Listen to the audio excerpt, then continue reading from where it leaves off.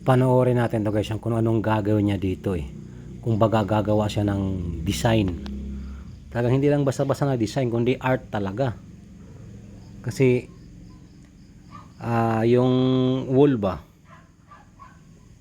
plain lang yan na pintura, kulay puti kung baga.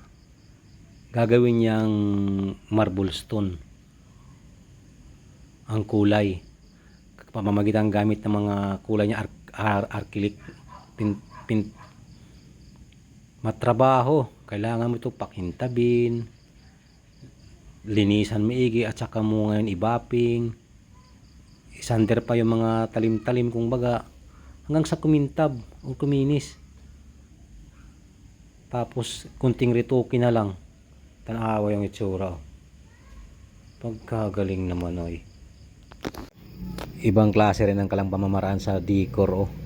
Halos parehas talaga yan eh. Plastering ba? Ganun nila oh. Katapos nila plastering, kailangan bilisan agad nila pag gawa ng decor. Kaya yan, parang isipin mo mga riprap yan o mga bato. Oh, ganda oh. Di ba? Sa bakod yan. Andun din naman. Galing naman na pagkagawa niya dito. Talagang nilaan niya yung oras niya dito para makagawa ng decor. Pagmumukhain niya ng kahoy oh. Di ba? Pintura na lang ang kailangan diyan para anong talagang dating kahoy. Panoorin nga natin to guys, yung discard niya dito para lalong gumanda yung pagpintura niya dito sa pusti. So pagkatapos siya na primeran, gagawa na siya ngayon ng halo or mix ng pintura na pagpakulay kung baga magiging style marble. Ito nga, pang-discard yan, panoorin nga natin. Yun o, ging kamot-kamot lang.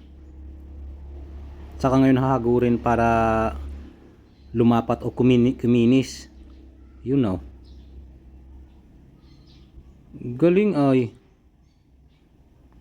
Diba? Parang masilya yung ginamit niya. Kailangan mo lang talaga pakintabin ng pakintabin. Maraming retouching gagawin mo dyan. Ayun na, ito nang tapos oh.